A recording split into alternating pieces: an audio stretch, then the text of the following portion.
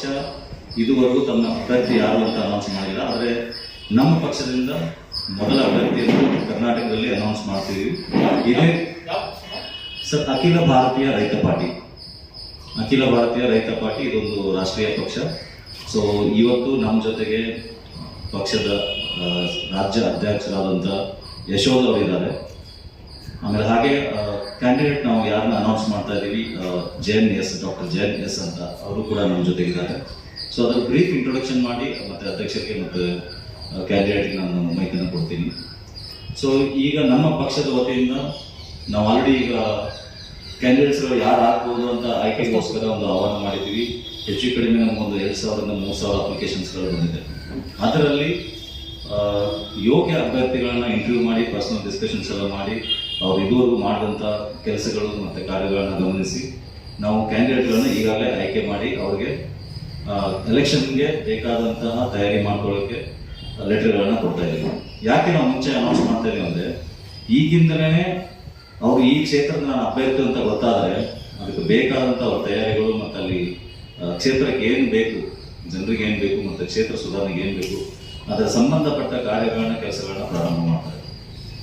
ನಾವು ಎಲ್ಲ ಪಕ್ಷಗಳಲ್ಲಿ ಏನು ನೋಡಿರ್ತೀವಿ ಅಂದರೆ ಪ್ರತಿಯೊಂದು ಕ್ಷೇತ್ರದಲ್ಲಿ ಒಂದೇ ಪಾರ್ಟಿಯಿಂದ 4 ರಿಂದ 5 ಅಭ್ಯರ್ಥಿಗಳು ಆಕಾಂಕ್ಷಿಯಾಗಿರ್ತಾರೆ. ಎಲ್ಲರೂ ಕಷ್ಟಪಟ್ಟಿರ್ತಾರೆ. ಏನಂದ್ರೆ ನನಗೆ ಸಿಗ್ಬೋದೇನೋ, ಈ ವರ್ಷ ನನಗೆ ಸಿಗ್ಬೋದು ಅಂತ ಒಂದು ಲೆಕ್ಕಾಚಾರದಲ್ಲಿ ನಡೀತಾ ಇರುತ್ತೆ. ಬಟ್ ಲಾಸ್ಟ್ ಮೂಮೆಂಟಲ್ಲಿ ಎಷ್ಟೊಂದು ಸಲ ಟಿಕೆಟ್ಗಳ ಕೈ ತಪ್ಪುತ್ತೆ ಅಥವಾ ಏನೇನೋ ಚೇಂಜಸ್ಗಳಾಗುತ್ತೆ. ಅಷ್ಟು ದಿನ ಶ್ರಮ ಪಟ್ಟಂಥ ವ್ಯಕ್ತಿಗೆ ನಿರಾಶೆ ಆಗುವಂಥ ಚಾನ್ಸಸ್ಗಳಿರುತ್ತೆ. ಅದಕ್ಕೋಸ್ಕರ ನಾವು ವಿಭಿನ್ನವಾಗಿ ಮುಂಚೆನೇ ಎಲ್ಲರಿಗೂ ಟಿಕೆಟ್ಗಳನ್ನ ಕೊಟ್ಟು ಈ ಕ್ಷೇತ್ರದ ನೀವು ಅಭ್ಯರ್ಥಿಗಳಂತ ಗುರುತಿಸಿದ್ರೆ ಅವ್ರಿಗೆ ಏನು ಬೇಕು ನಮ್ಮ ಪಕ್ಷದಿಂದ ಸಪೋರ್ಟ್ ಮಾಡ್ಬೋದು. ಮತ್ತೆ ಅಲ್ಲಿ ಜನ ಬೆಂಬಲಕ್ಕೆ ಮತ್ತು ಜನ ಸೇವೆಗಳಿಗೆ, ಜನಪರ ಕಾರ್ಯಕ್ರಮಗಳಿಗೆ ಏನೇನು ಹಮ್ಮಿಕೊಳ್ಬೇಕು, ಅಟ್ಲೀಸ್ಟ್ ಅಲ್ಲಿ ಸಂಬಂಧಪಟ್ಟ ಸರ್ವೆಗಳನ್ನ ಮಾಡಿ ಆ ಕ್ಷೇತ್ರಕ್ಕೆ ಏನು ಬೇಕು ಅದನ್ನೇ ನಾವು ಇಟ್ಕೊಂಡು ಒಂದು ಸೆಂಟ್ರಲೈಸ್ ಸ್ಟೇಟ್ ಪ್ರಣಾಳಿಕೆಗಿಂತ ವಿಭಾಗೀಯ ಅಥವಾ ಕ್ಷೇತ್ರದ ಪ್ರಣಾಳಿಕೆಗಳನ್ನ ಬಿಡುಗಡೆ ಮಾಡಬೇಕು ಅಂತ ಒಂದು ಪ್ಲಾನ್ಗಳಿದೆ. ಯಾಕಂದ್ರೆ ಒಂದು ಸ್ಟೇಟ್ ಲೆವೆಲ್ ರಾಜ್ಯಕ್ಕೆ ಬೇಕಾದಂಥ ಕಾರ್ಯಕ್ರಮ ಇರ್ಬೋದು, ಪ್ರತಿ ಕ್ಷೇತ್ರಕ್ಕೆ ಏನು ಬೇಕು, ಯಾಕಂದ್ರೆ ಪ್ರತಿ ಕ್ಷೇತ್ರದ ಸಮಸ್ಯೆ ಬೇರೆ ಬೇರೆ ಆಗಿರುತ್ತೆ. ಹಾಗಾಗಿ ಆ ಕ್ಷೇತ್ರಕ್ಕೆ ಏನು ಬೇಕು ಅದರ ರಿಲೇಟೆಡ್ನ ನಾವು ಅಲ್ಲಿ ಆಯ್ಕೆಯಾದಂಥ ಅಭ್ಯರ್ಥಿ ಜೊತೆ ಚರ್ಚೆ ಮಾಡಿ, ಜನರ ಜೊತೆ ಚರ್ಚೆ ಮಾಡಿ ಅದನ್ನ ಇಂಪ್ಲಿಮೆಂಟ್ ಮಾಡಕ್ಕೆ ಏನು ಬೇಕು ಅದನ್ನ ಪ್ರಯತ್ನ ಮಾಡೋಣ ಅಂತ ಅಂದ್ಕೊಂಡು ಈ ಕಾರ್ಯಕ್ರಮವನ್ನು ಸ್ಟಾರ್ಟ್ ಮಾಡ್ತಾ ಇದ್ದೀವಿ. ಹಾಗಾಗಿ ಕರ್ನಾಟಕದಲ್ಲಿ ಇದೇ ಮೊದಲನೇ ಬಾರಿಗೆ ಮೊದಲನೇ ಅಭ್ಯರ್ಥಿಯನ್ನು ನಾವು ಆಯ್ಕೆ ಮಾಡಿ ಈ ಪ್ರೆಸ್ ಮೂಲಕ ಅನೌನ್ಸ್ ಮಾಡ್ತಾ ಇದ್ದೀವಿ. ಇದರ ಬಗ್ಗೆ ಹೆಚ್ಚಿಗೆ ಮಾತಾಡಲಿಕ್ಕೆ ನಮ್ಮ ಅಧ್ಯಕ್ಷರು ಯಶೋಧ ಅವರಿಗೆ ಕೊಡ್ತೀವಿ.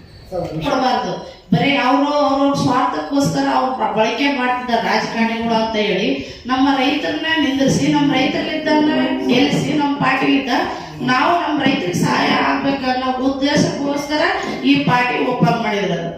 ಈ ಅಖಿಲ ಭಾರತ ರೈತ ಪಾರ್ಟಿ ಅಂತ ಹೇಳಿ ನಾವು ಅದನ್ನ ಓಪನ್ ಮಾಡಿ ಈಗ ಹೋದ ವರ್ಷ ಚುನಾವಣೆಯಲ್ಲಿ ನಾವು ಇಬ್ಬರು ನಿಲ್ಸಿದ್ವಿ. ಅವ್ರು ಏನ್ ಮಾಡಿದ್ರು, ಆ ಕಡೆ ಫಂಡ್ ಬಂತು, ಈ ಕಡೆ ಫಂಡ್ ಬಂತು ಅಂತ ತಕ್ಕಂದ್ರು ಸರ್. ಅವ್ರು ಆದ್ರೂ ಗೆಲ್ಲಿಲ್ಲ, ಆದ್ರೂ ನಿಲ್ಲಿಸಿದ್ವಿ.